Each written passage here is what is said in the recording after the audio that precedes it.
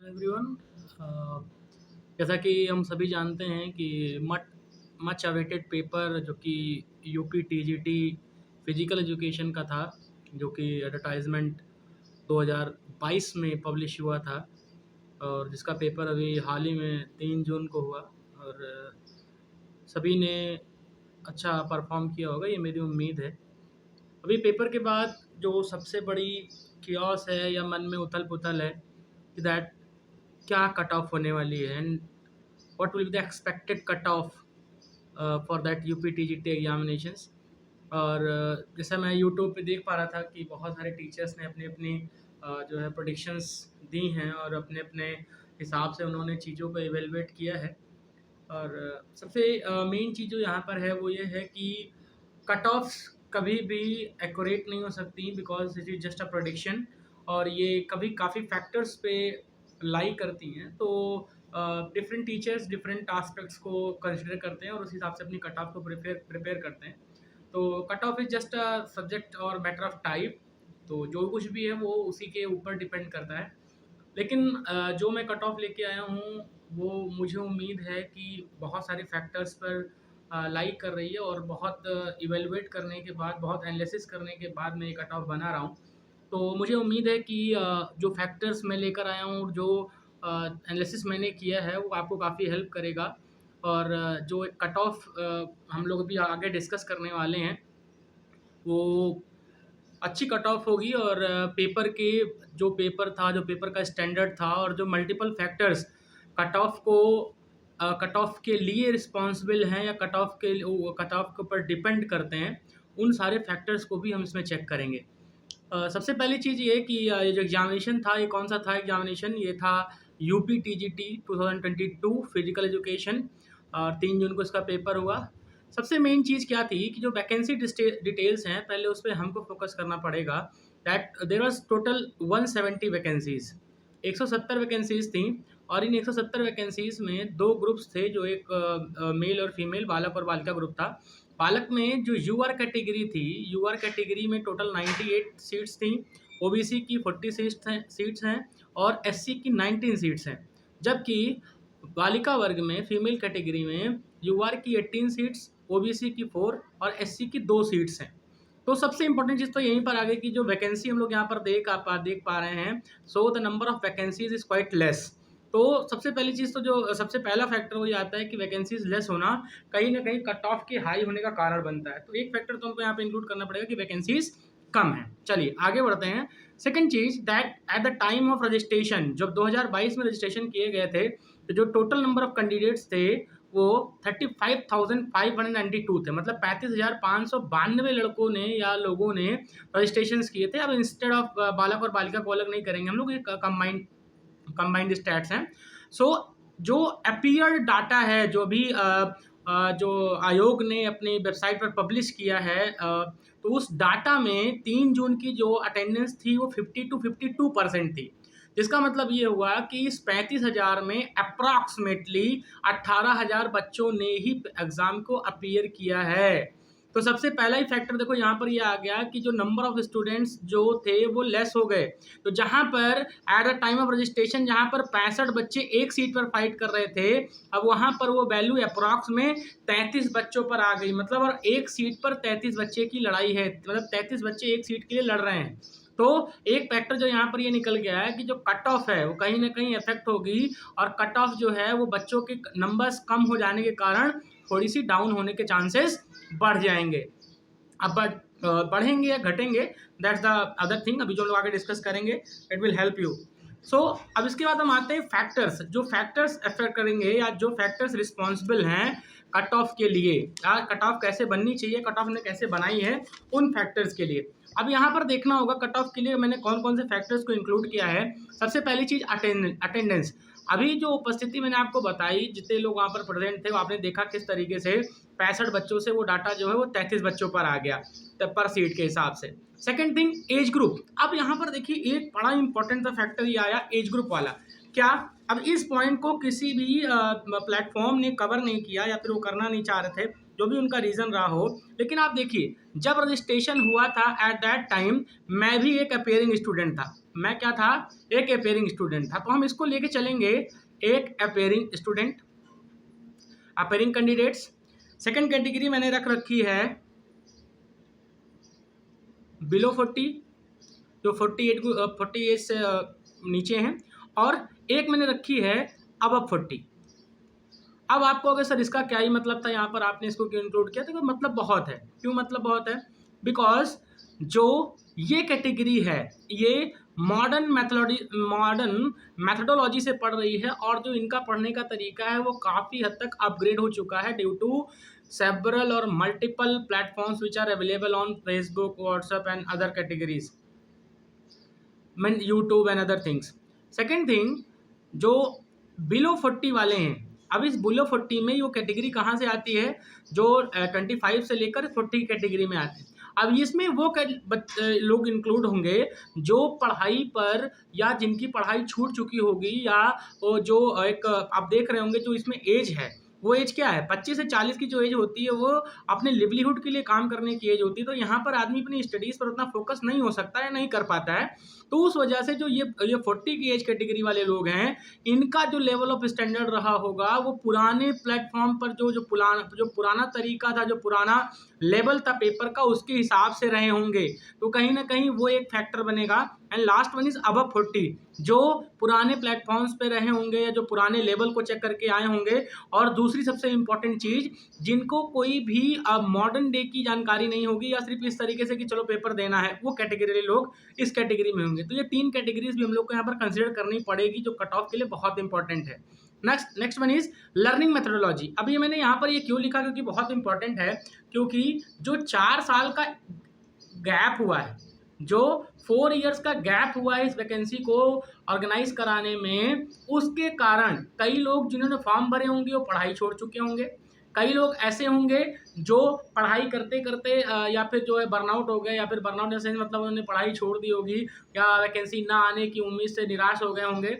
कुछ ऐसे होंगे जिन्होंने बहुत ज़्यादा पढ़ाई की होगी, या फिर वो 4 साल तक सिर्फ इसी वैकेंसी का इंतजार करते रहे होंगे। And the most important thing जो मैंने भी बताई थी कि इन 4 सालों में जो फिजिकल एजुकेशन का स्टैंडर्ड है वो डे बाय डे बढ़ रहा है, तो उसकी वजह से कट ऑफ पर इफेक्ट पड़ेगा। And last thing, the fourth thing is that the duration.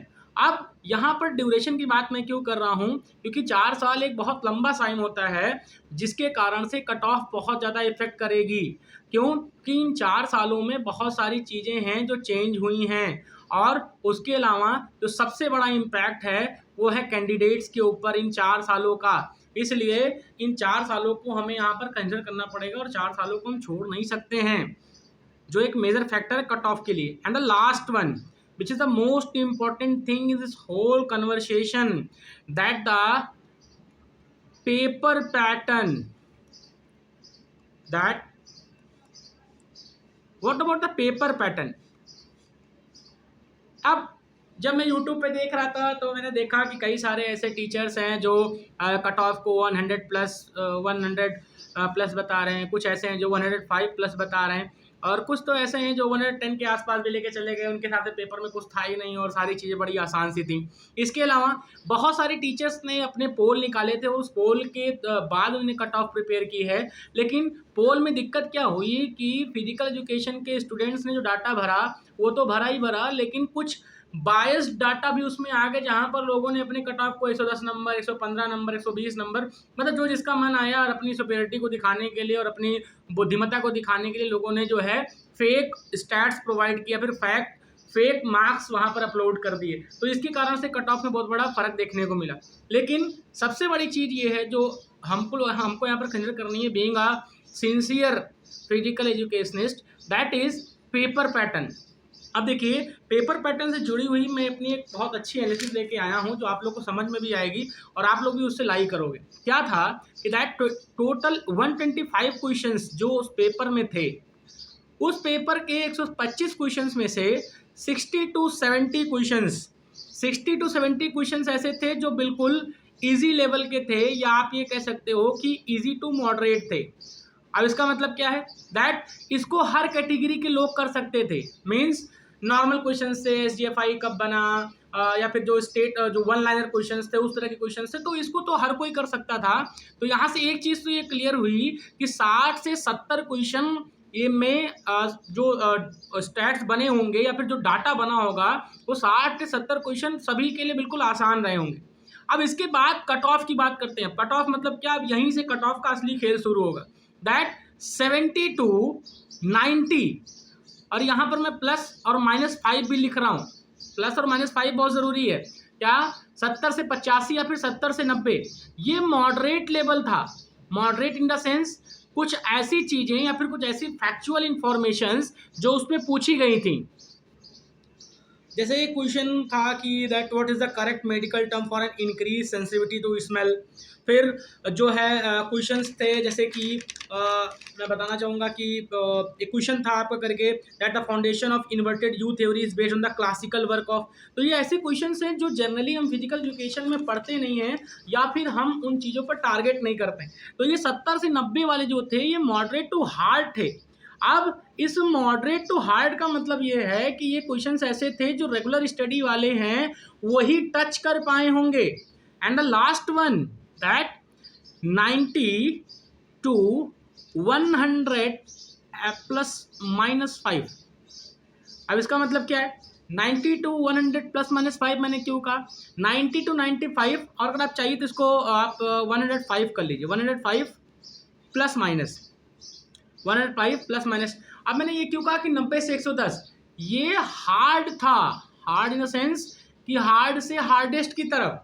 क्यों, क्योंकि the questions are based on NET. जो लेवल था क्वेश्चंस का यहाँ पर वो नेट का लेवल था। अब वो नेट का लेवल मैं क्यों कह रहा हूँ, क्योंकि I have clear net examinations multiple times. अब आपसे कोई चीज़ डायरेक्टली पूछी जा रही है तो आप कर सकते हो, लेकिन अगर उसी चीज़ को एग्जामिनेशन हॉल में जहाँ पर आप साइकोलॉजिकल फियर में हो, जहाँ पर आप साइकोलॉजिकल स्ट्रेस में हो, वहाँ पर वही चीज़ पूछी जाएगी तो जो ईजी लगने वाली चीज़ें भी हैं वो आपके लिए एट दैट टाइम हार्ड हो जाती हैं। तो क्या हुआ कि ये हार्ड जो लेवल था वो हार्ड से हार्डेस्ट था, नेट लेवल। जो क्वेश्चन लगभग 20 से मेरा जो अनुमान है 10 से 20 क्वेश्चन ऐसे थे जो नेट लेवल के थे जो आपको फंसा सकते थे। तो यहाँ पर अगर आप देख पा रहे हो तो 60 से 70 क्वेश्चन तो सबने किए होंगे। 70 से 90 में आते आते क्या हुआ होगा कि इसमें से मैक्सिमम लोग छटने शुरू हो गए होंगे, और 90 से 110 या 105 पहुँचते पहुँचते जो संख्या होगी वो एकदम कम हो गई होगी। तो इस फैक्टर को हमें कहीं पर भी नहीं छोड़ना है, जो इस फैक्टर को किसी ने भी इंक्लूड नहीं किया। सबने कट ऑफ प्रिपेयर की, सबने ये बताया कि पेपर हार्ड था या पेपर इजी था, उनके हिसाब से कैसा था, लेकिन ये क्वेश्चन की क्राइटेरिया पर किसी ने काम नहीं किया। तो ये ध्यान रखना। अब आप कहोगे सर ये टोटल 125 क्यों नहीं हो रहा, मैं पेपर के स्टैंडर्ड्स के हिसाब से लेके चल रहा हूँ, इसलिए इसको 125 नहीं लेके गया, इसको मैंने स्कोरिंग के हिसाब से रखा है। आप कहोगे सर आपने इसमें से 20 क्वेश्चन या 15 क्वेश्चन क्यों कर दिए, क्योंकि आप कितने ही बड़े धुरंधर क्यों ना हो, या मैं भी कितना ही बड़ा जो है टीचर क्यों ना हो, या कितना ही बड़ा फिजिकल एजुकेशन का लर्नर क्यों ना हूँ, 20 से ±5 क्वेश्चन आप गलत करके आओगे ही आओगे। अब कोई ये कह रहा हूँ नहीं सर ऐसा नहीं हो सकता, तो ये उन्हीं के साथ नहीं हो सकता जिन्होंने खरीदी होंगी सीटें। जो पुराने स्टैट्स हैं आप वो भी उठा के देखो तो 15 क्वेश्चन, पिछली बार 109 कट ऑफ थी तब भी 15 क्वेश्चन गलत हो गए, और वहाँ पर कैसे क्वेश्चन थे, वन लाइनर, एक लाइन में क्वेश्चन पूछा गया, एक वर्ड में आंसर है, आपको टिक कर देना, आप हो गया। यहाँ पर ऐसा नहीं था, इसलिए मैंने इस 25 क्वेश्चन को मान के चला कि 25 क्वेश्चन बहुत इंटेलेक्चुअलिटी जिनकी बहुत ज़्यादा हाई रही होगी, जो बहुत अच्छे से प्रिपरेशन कर रहे होंगे वही वहाँ तक पहुँचे होंगे। इसलिए एंड द लास्ट थिंग क्या कि आप अब एक कहोगे, एक बात आप कहोगे सर नेगेटिव मार्किंग नहीं थी, इसका इफेक्ट तो पड़ेगा ही पड़ेगा। अरे भाई तो मैं नेगेटिव मार्किंग वाला पॉइंट भी यहीं पर क्लियर कर दे रहा हूँ ना। क्या कर दे रहा हूँ, देखो इधर मैंने क्या कहा भाई, मैंने 25 क्वेश्चन तो वो मान लिए ना कि जो आप गलत करोगे ही करोगे। आप अगर आपकी पढ़ाई का लेवल अच्छा नहीं रहा होगा या फिर आपने एक अच्छे लेवल पे पढ़ाई नहीं की होगी, प्रिपरेशन नहीं की होगी, तो आप तुक्के लगा के 40 क्वेश्चन नहीं सही कर सकते, तुक्के में 10 या 15 क्वेश्चन ही सही हो सकते हैं। सो नेगेटिव मार्किंग नहीं थी, इससे कोई वास्ता नहीं है। 25 क्वेश्चन को आपको लेके चलना पड़ेगा, मार्जिन 20 to 25 क्वेश्चन, ठीक है। तो ये फैक्टर्स थे जिनके ऊपर कट ऑफ बननी चाहिए थी, या जिनके ऊपर कट ऑफ पे लोगों को ध्यान देना चाहिए था। So based on current data जो मेरे पास है, या फिर जो मेरे कलीग्स हैं, जो मेरे साथ में लोग हैं जिनसे मैंने पूछा, और जो मेरा ग्रुप है पढ़ाई वाला, या फिर जो मेरे टीचर्स हैं जिनसे मैंने पढ़ रखा है, या उनके जो चैनल्स हैं, जो यूट्यूब प्लेटफॉर्म्स हैं, व्हाट्सएप पर है, टेलीग्राम ग्रुप्स हैं, वहाँ पर जो मुझे डाटा मिला उसके हिसाब से जो मेरी कट ऑफ है, जो मुझे लगता है कि आने वाले समय में आपको देखने को मिल सकती है, because it is just a जम्पशन, ठीक है ना, ये प्रेडिक्शन है। अब सही होता है या नहीं होता है वो तो बेस्ड ऑन तो टोटली बेस्ड ऑन फ्यूचर, जो फ्यूचर में होगा वही, वो तो किसी ने देखा नहीं है, लेकिन जो मेरी एनालिसिस कहती है उसके हिसाब से जो मेरा कट ऑफ है वो cut off for male category, बालक वर्ग के लिए जो मेरे अनुसार कट ऑफ होनी चाहिए यू आर के लिए, keeping in view the all the factors, जो कट ऑफ है वो 91 टू 96 क्वेश्चंस, 91 टू 96 क्वेश्चंस मेरे हिसाब से जिसके होंगे वो अपने आप को सेफ महसूस कर सकता है, उसके चांसेस मेरे हिसाब से हैं। बाकी मैंने आपको बताया कट ऑफ सिर्फ प्रेडिक्शंस का खेल है। Next one is OBC category 87 to 91, 87 to 91 question जिनके भी सही हैं वो अपने आप को सेफ मान सकते हैं, या फिर हो सकता है मे बी उनका चांस लगे और वो क्वालिफाई करें इस एग्जामिनेशंस को। और एससी और एसटी के लिए 80 टू 85 क्वेश्चंस, 80 टू 85 क्वेश्चंस होने वाले हैं जो आपको क्लियर करा सकते हैं। Next one is in female category general के लिए दिस विल बी 87 टू 91, क्योंकि वही कैटेगरी आ रही है 60 प्लस 60 के बाद जो बढ़ता चला जाएगा, और फीमेल्स में भी लोग अच्छी तैयारी कर रहे थे लोग, तो मे बी चांसेस हैं उनके भी 87 से 91। ओबीसी के लिए 85 से 90, 85 टू 90 क्वेश्चंस। और एससी कह नहीं सकते क्योंकि कैटेगरी में एक ही कैंडिडेट है, अब वो एक कैंडिडेट 105 ले आए, 110 ले आए, 90 ले आए, 96 ले आए, तो उसके लिए कट ऑफ बनाना कोई सही नहीं है, और उसके लिए कट ऑफ जो है एक तरीके से जस्टिफाई नहीं हो सकती, इसलिए वो कट ऑफ कहीं भी लाई कर सकती है।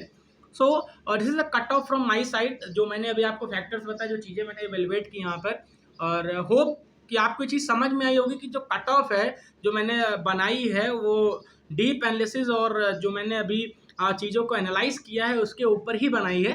सो मुझे उम्मीद है कि जो कट ऑफ है वो क्वाइट सेटिस्फाइंग आप लोग के लिए हो सकती है। और सबसे मेन चीज़ यहाँ पर ये है कि एक ह्यूमन साइकोलॉजी है, चाहे वो आप हो चाहे वो मैं हूँ, जब भी कोई एग्जामिनेशंस ख़त्म होते हैं या कोई एग्ज़ाम ओवर होता है तो कट ऑफ्स को लेकर या चीज़ों को लेकर दिमाग में उथल पुथल मच जाती है और हम परेशान होते हैं। सो मेरा सजेशन यही है कि हमें कट ऑफ के ऊपर उतना ध्यान नहीं देना है। We have to prepare for further examinations, जो हमारे अपकमिंग एग्जामिनेशंस हैं, जो चीज़ें हैं उसके लिए हम प्रिपेयर करें, ज़्यादा बेहतर है। और बशर्ते इसके कि हम कट ऑफ्स को लगातार यूट्यूब पर चेक करते रहें। So do your studies and हाँ, ये हो सकता है कि that for a point of satisfaction आप इस कट ऑफ को देख सकते हैं, और जो other cut offs other platforms पर उपलब्ध हैं या यूट्यूब पर और भी टीचर्स की, मुझसे अच्छे टीचर्स की भी अवेलेबल है, तो आप उसको भी देख सकते हो। लेकिन हाँ, मेरे ओपिनियन में ये कट ऑफ होनी चाहिए, और जो भी इसमें है, और एक थोड़ा सा आपके लिए एक सेटिस्फेक्शन हो सकता है। अदरवाइज जो कुछ भी है वो बोर्ड जानता है, और बोर्ड के पास सारे डाटा पहुंच चुके हैं और वो उस पर काम कर रहे हैं, और जल्दी आपके सबके सामने सारी चीज़ें आ जाएंगी। तो मेरे हिसाब से ये कट ऑफ होने वाली है, और जो इसमें इस कट ऑफ में लाइक कर रहे हैं उनके लिए भाई बहुत बहुत बधाई, और जो नहीं कर रहे हैं प्रिपेयर करते रहिए, क्योंकि जितना आप प्रिपेयर करेंगे उतना ही आप ग्रो करेंगे और उतना ही आप अपने आप को डेवलप कर पाएंगे। So thank you so much for this cut off session, and I hope that you all will do well in future. Thank you so much.